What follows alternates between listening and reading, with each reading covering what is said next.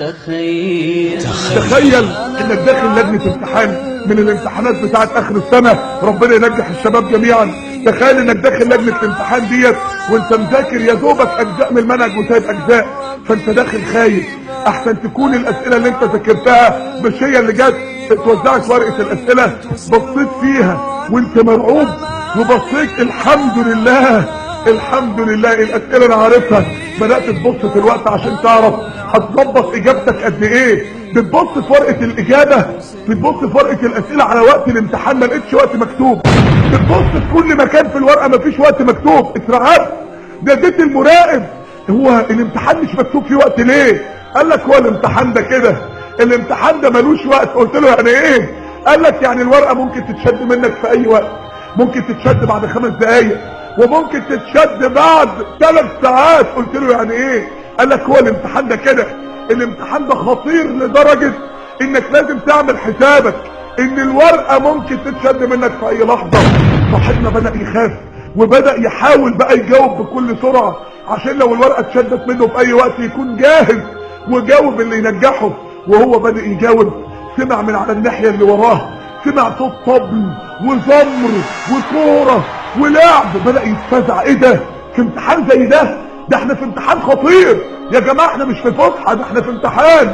بيبص يشوف الصوت ده جاي منين، لقى مجموعة من الشباب والبنات قاعدين مع بعض في لعب وفي طبل. يبص لهم ازاي يا اخوانا، ده احنا في امتحان خطير، ازاي نعمل كده في امتحان بالخطورة الرهيبة دي؟ هو الفرق ما بين الجنة والنار زي الفرق ما بين انتر كونتيننتال وما بين ترى. هو الفرق يعني ايه امتحان الاخرة يا اخوانا؟ احنا في امتحان خطير محدش سمع له. فبدأ يبص لهم كده فقال والله ده منظرهم جميل برضه، ده منظرهم كده عايشين حياتهم قوي.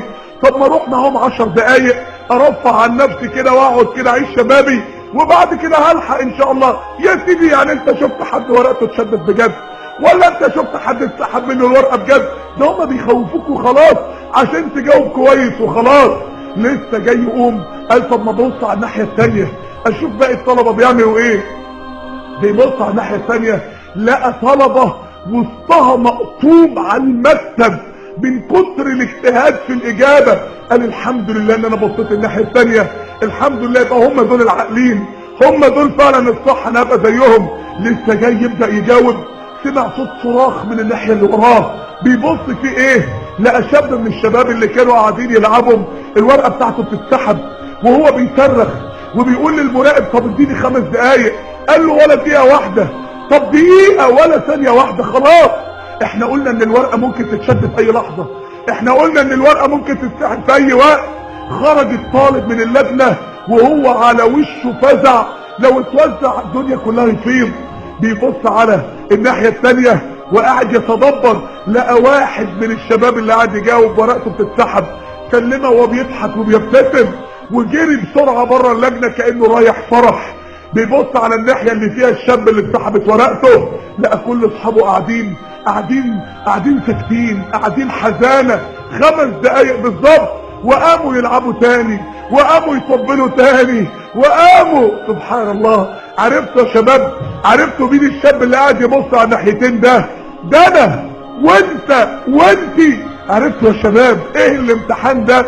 الامتحان ده امتحان الدين اللي احنا جينا الدنيا ده ايه عشان نمتحنه. الامتحان ده اللي احنا كلنا فيه دلوقتي. امال ايه ورقة الاجابة اللي ممكن تتسحب في اي وقت؟ ده ورقة صحيفتك، انت على يمينك ملك وعلى شمالك ملك.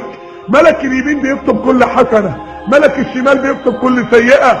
قبل ما تبص اي بصة، قبل ما تعملي اي حاجة، قبل ما تسمع اي اغنية، قبل ما تدخلي على اي قناة، قبل ما تقعد قدام اي موقع، قبل ما تفتح البلوتوث بتاع المحمول بتاعك يجيب لك اي صورة مبعوثة، قبل ما تعمل اي حاجة، قبل ما صاحبك يعزمك على سجارة، قبل ما صاحبك يقول لك تعالى نطلع الطلعة الفلانية، فكر الاول مين اللي هيكتب ده؟ ملك اليمين ولا ملك الشمال؟ لو فكرت صدقني حاجات كتير قوي ممكن نرجع عنها. فكر، الورق بيتكتب علينا واحنا في امتحان، وفي لحظة الصحيفة بتاعتها هتتسلم وهتتقفل لحد يوم القيامة عشان نتحاسب عليها يوم القيامة. امال الشاب اللي اتسحبت ورقته فجأة ده مين؟ ده شاب مات فجأة على معصية، شاب ما كانش مصدق انه ممكن يقابل ربنا في اي لحظة.